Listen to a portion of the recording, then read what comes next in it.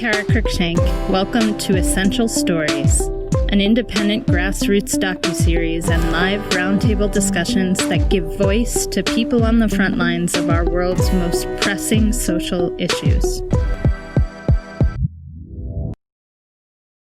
Every single system that we have, we need to look at race and we need to look at equity in a way that we haven't before. I think that people of color have a very different face and a very different role than white people have in dismantling of racism. Because I think history teaches that when we produce leaders, they kill them.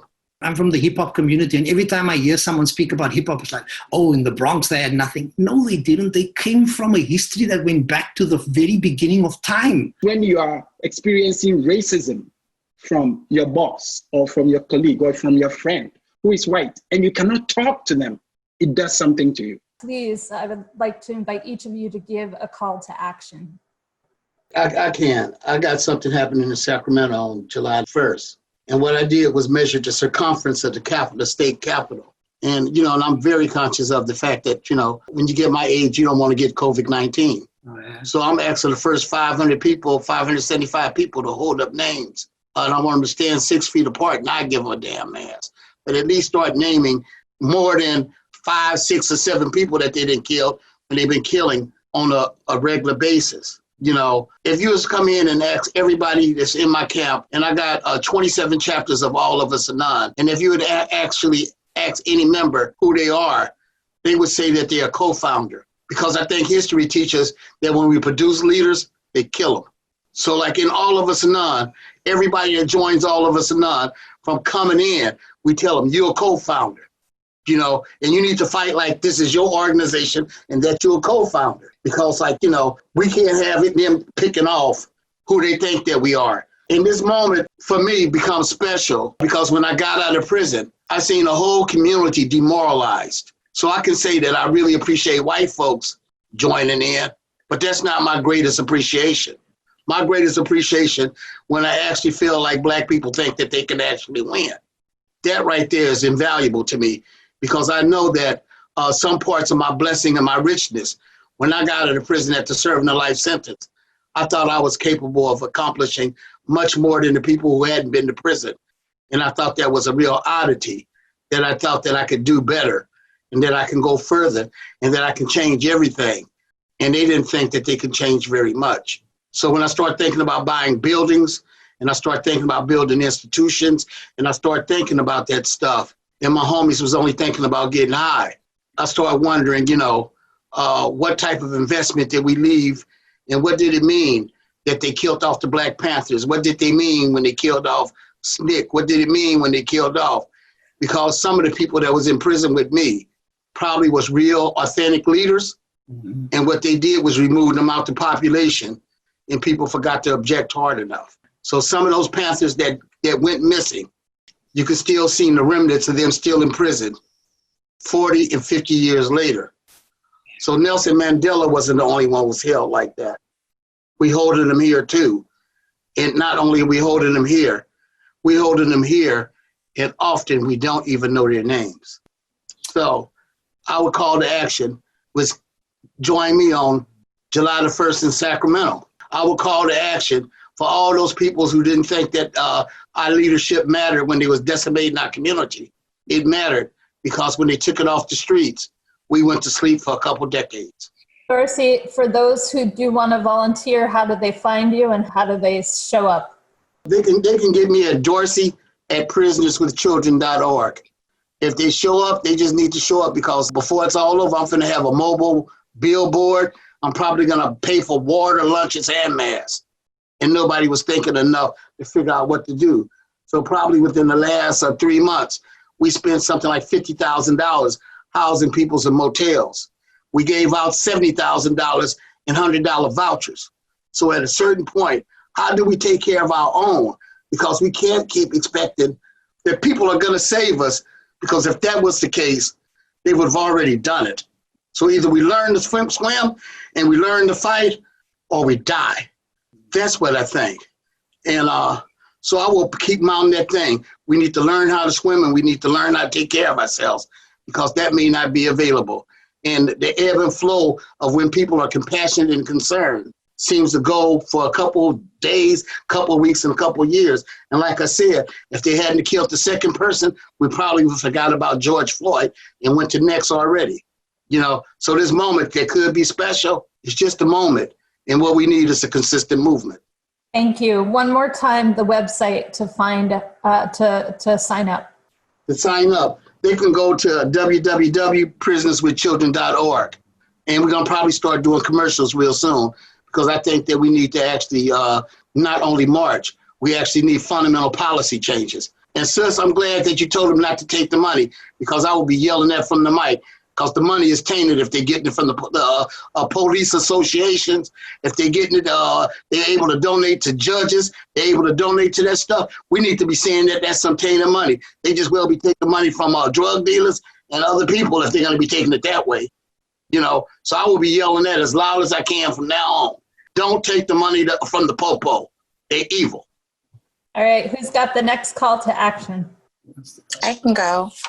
I think my call to action is really to not what this was all about, for people not to go back to sleep after this. I think my call to action is for people to look at every policy that they see on the ballot and to analyze it from a place on everything that they've learned, not only today, but what they're going to get educated on. How does this impact people, particularly, especially people of color, those people who are disadvantaged and underserved? How does something that I'm going to vote for impact people in the broader scale of things? Who is going to be helped and who is going to be harmed by this? I think my call to action is for everyone to look at pipelines. A lot of times people bring something to the table and just disguise as something that is going to help us, and it ends up being something that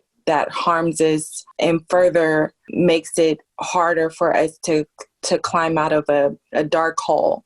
And so I want people to look at everything from a perspective of how does this create, and sometimes we need equality and sometimes we need equity. How do we create spaces for more equity? How do we look at every single system that we have, from our educational system to our prison system, to abolishing private prisons, to no longer taking money, our political system no longer taking money from law enforcement's conflicts of interest.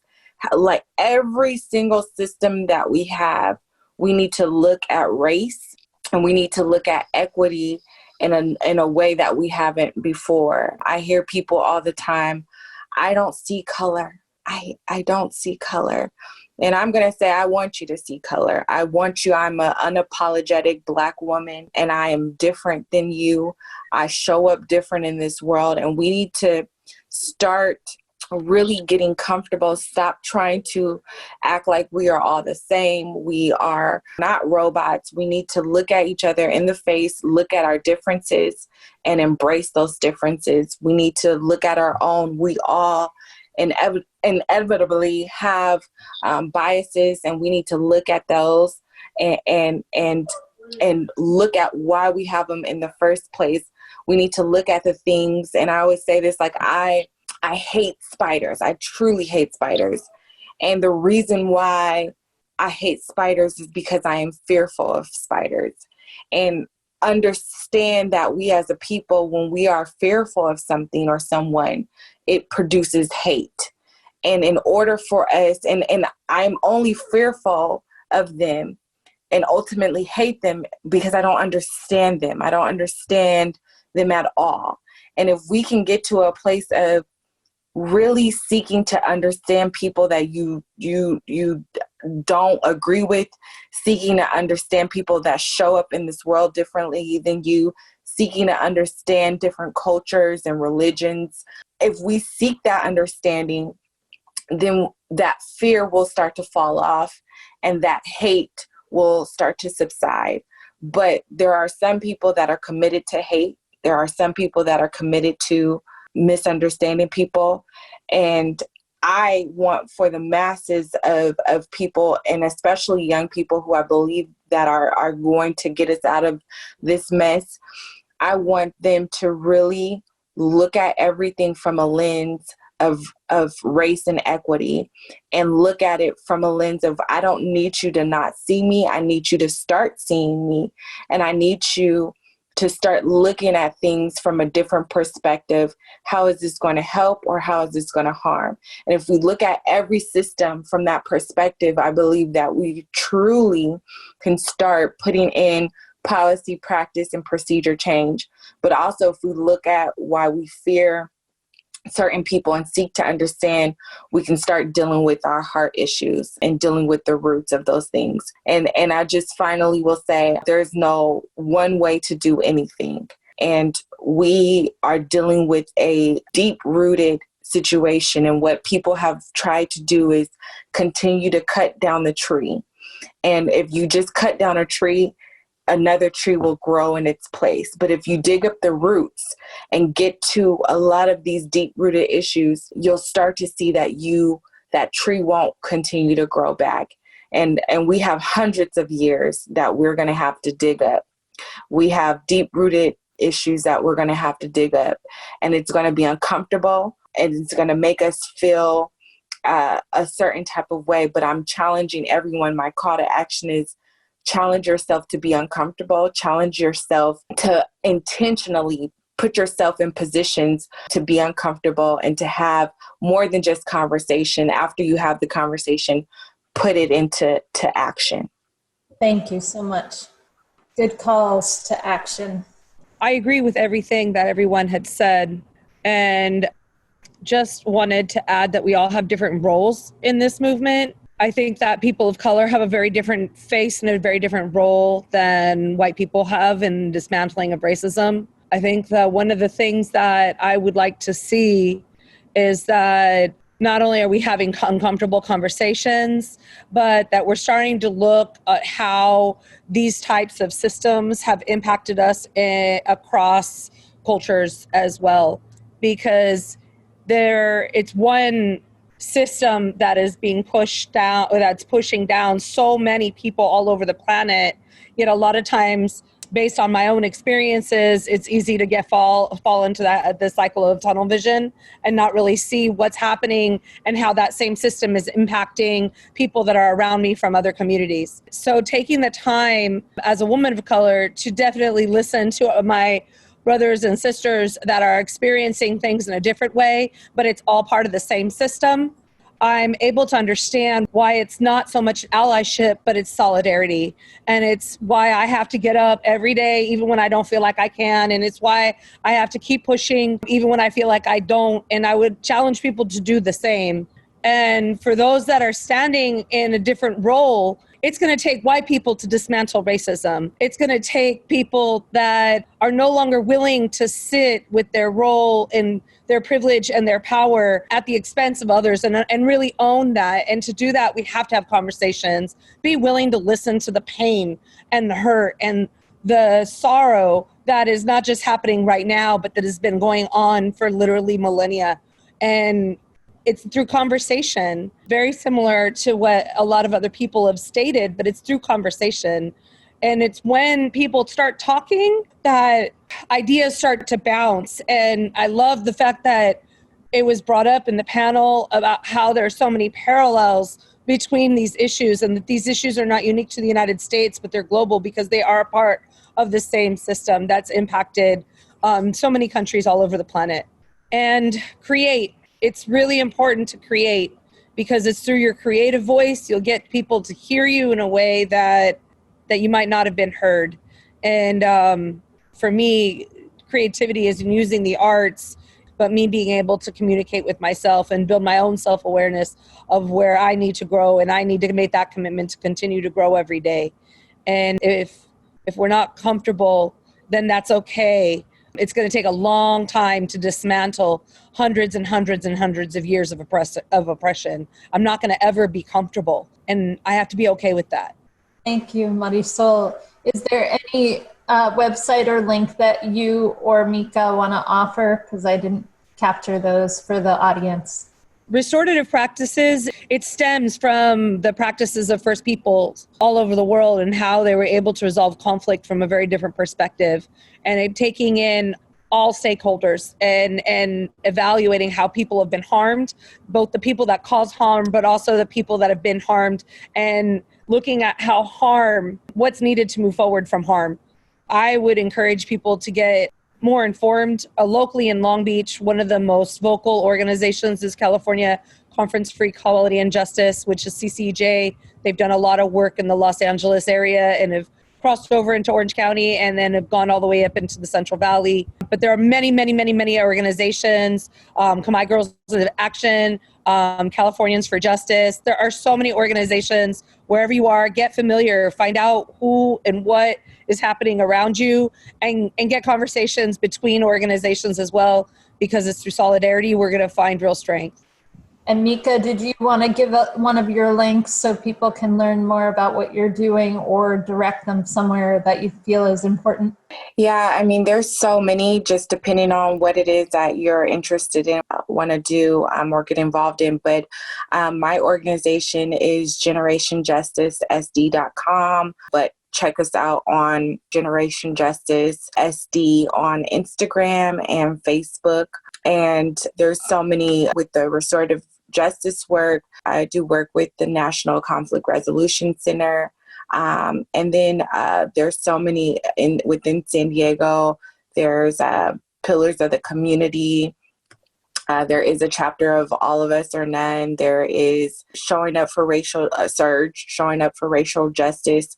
So there's so many organizations that people can get involved with and tap into. But young people that want to really get involved, Generation Justice SD on social media. Awesome. Thank you. Emile and Nirma, you're up. Whichever one wants to go first. Yeah, my call to action is as I said before, because of my lesson being a personal one, is to actually re-examine what we receive, the information we receive, and to make ourselves uncomfortable. I like what you said, because I was never going to have kids. I was like, that's just uncomfortable. I'll never do that. But 2 kids later, and it's extremely uncomfortable. But I realized that as I held my son in my arms, I was confronted with singing Hushabye Baby, which is a Eurocentric song. And I couldn't believe I was about to sing that crap. And I was like, well, why would I do that?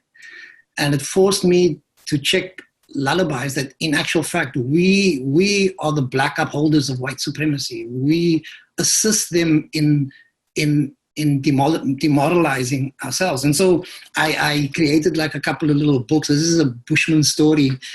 So I have my own little books that my kids read, bedtime stories. And because of being uncomfortable.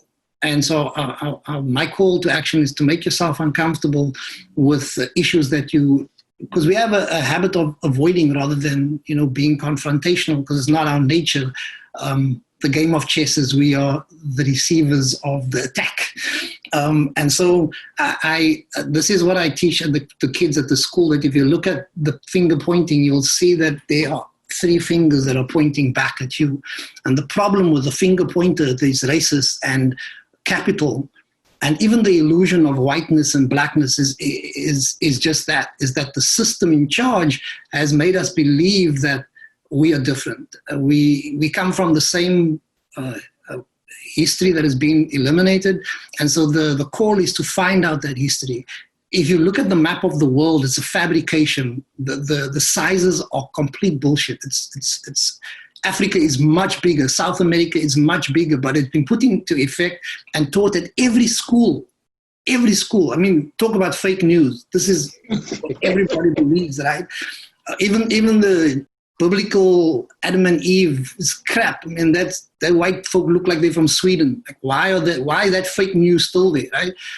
News itself is just bad shit, like every day. Like, that's not news, it's bad news. Like, call it what it is, bad news, So it's like to examine these things and challenge ourselves that like the finger pointing is the problem, is actually this insecurity of very few people that need money for them to feel that they are better than who they are.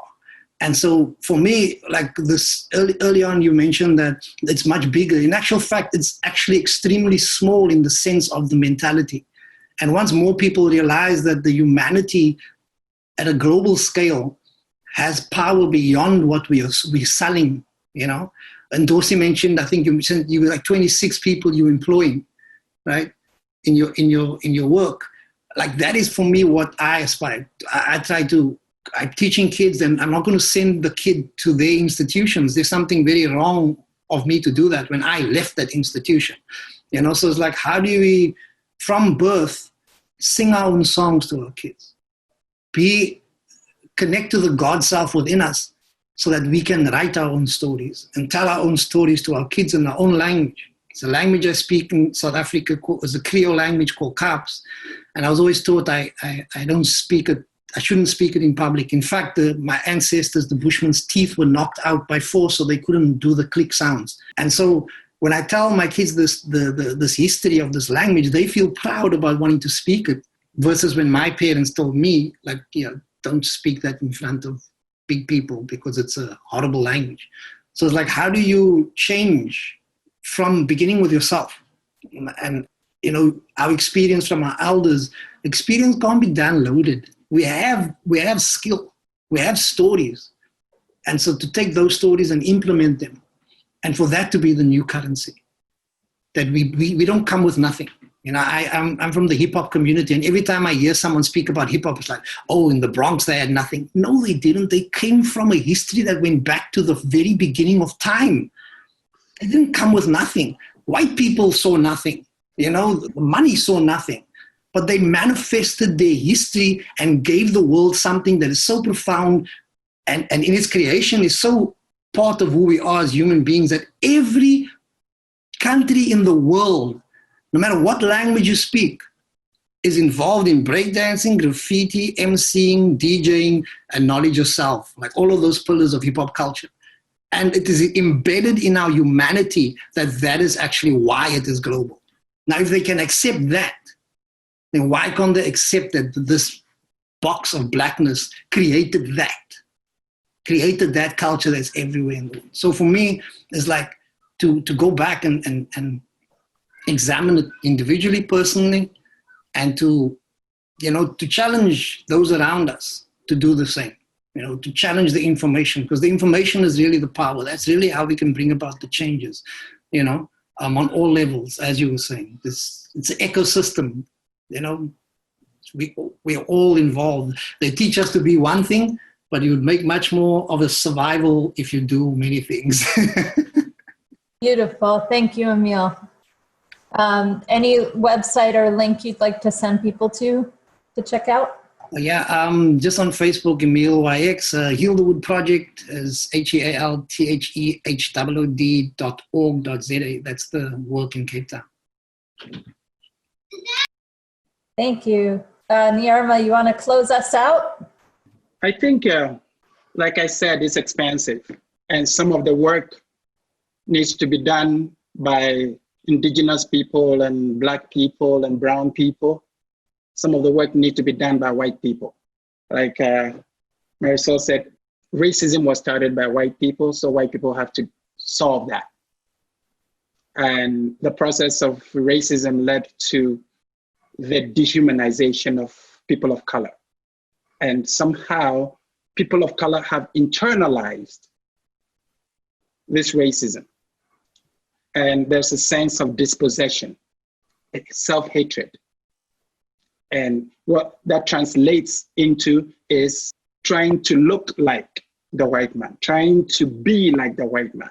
So you go across Africa, you see our cities, you see our educational systems, our political structures, our notions of beauty, of civility is slowly transformed into whiteness. And that has implications, economic implications, implications having to do with identity. We have a lot of young people in Africa today who cannot speak their languages because they are educated. They cannot speak their mother tongues because they are educated. The question is it education or miseducation? We have to do work on the side of Black people to reclaim our identity. Self-love. Like I said, if you love something, you nurture it. If you don't love something, you abandon it. And every day I see white researchers, white business people going to Africa. They say Africa, they have nothing, but they are so happy. If they have nothing, what do these white people go for? They have stuff, a lot. But when you don't love it, you give it away for free. I want to challenge Black people, Africans, to reclaim the heritage, whether it's storytelling, dances, love for the skin, love for the hair, love for the language, love for the forms of expressions that come naturally to us. Because in trying to be like someone, we become a second class. But actually, we are not a mistake. And so my charge for Africans, for Black people, is to reclaim self and asking nobody permission to appreciate self. In other words, I am beautiful without your permission. I love my dance without your permission. And you are not going to put me on a leash and tell me what to love next year. Tell me what to wear next year. Tell me what to eat next year. That is politics. It has political implications. My whole idea is that we need to claim our heritage, reclaim our dignity, and become, what do you call that? We determine our own development on our own terms. But what we have now is very difficult situation where we depend on the West, we depend on IMF to tell us what to do. And so from a national, continental to the personal level, we as Black people need to wake up and reclaim. And this will require forging alliances. This will require actually real education, not schooling, real education. And folks need to read books like, How Europe Underdeveloped Africa by Walter Rodney. There's a lot of material out there. But you go to Africa, you go to universities, you go to institutions, there's no teaching of Egyptology. There's no teaching of African greatness. We are learning a lot about Greek philosophers. You're learning a lot about the West. And that is not education. So by the time a person is educated, the African is taken out of them. And they work on behalf of the white supremacists. So I'm challenging Black people to rethink what education is, what development is, what civility is, what freedom is, what religion is. We need to reclaim ourselves. And it comes through real education.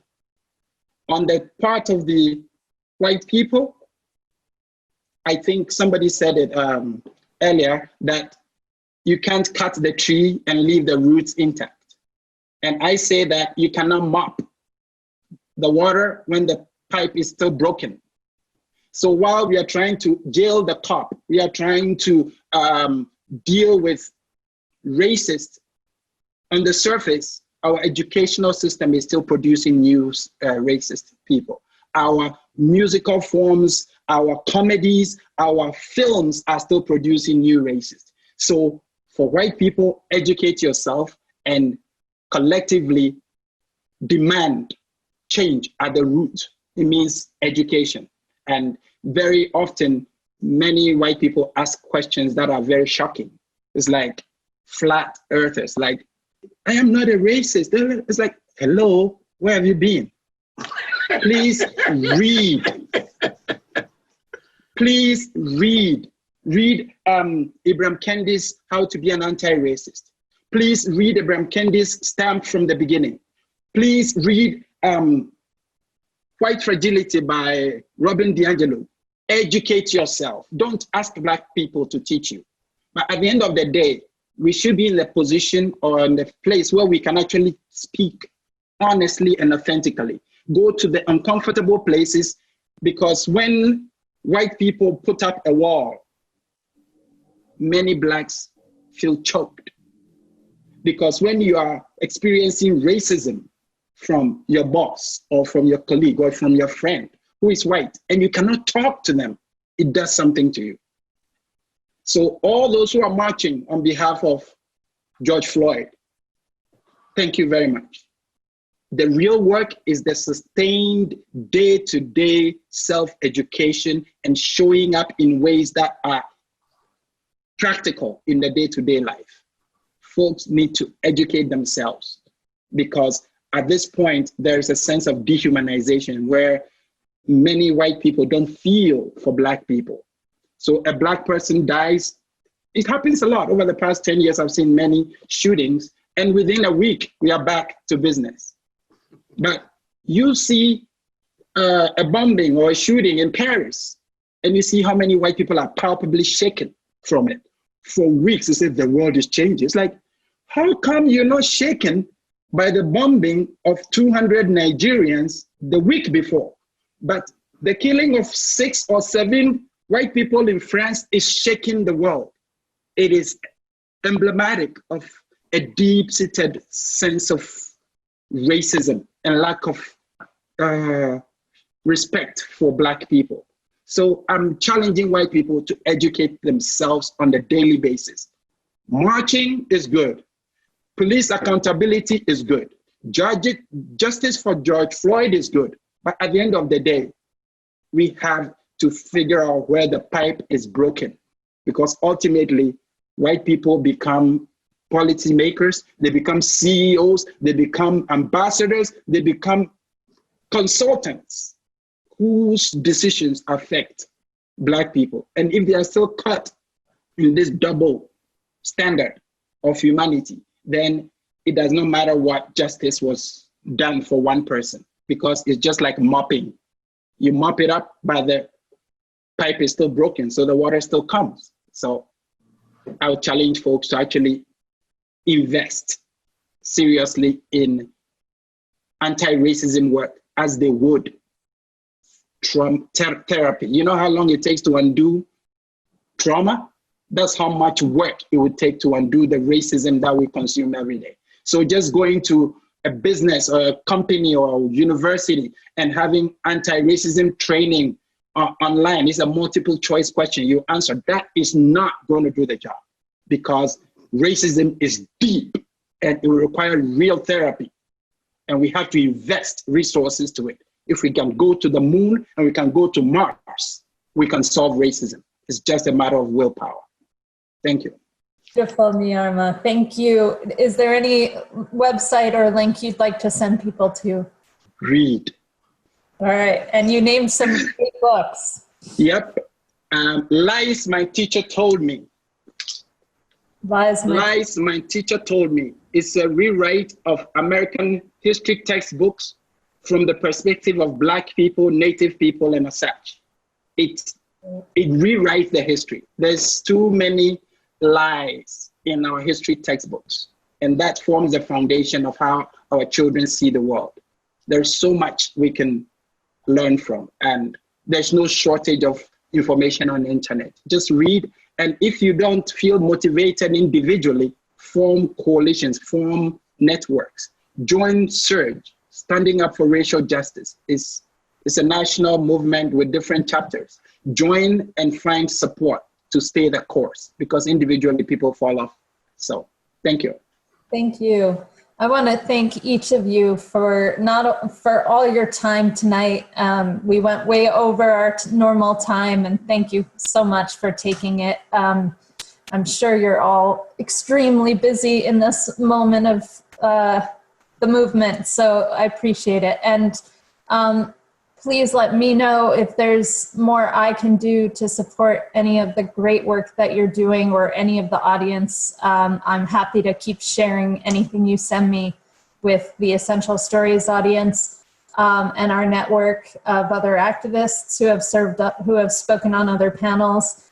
And thank you for all the great and important work you're doing in the world to make a difference in everything that we've just talked about. And please remember to do self-care because we are in it for the long haul, and I don't want any of you burning out because you're too important to this movement. Thank you.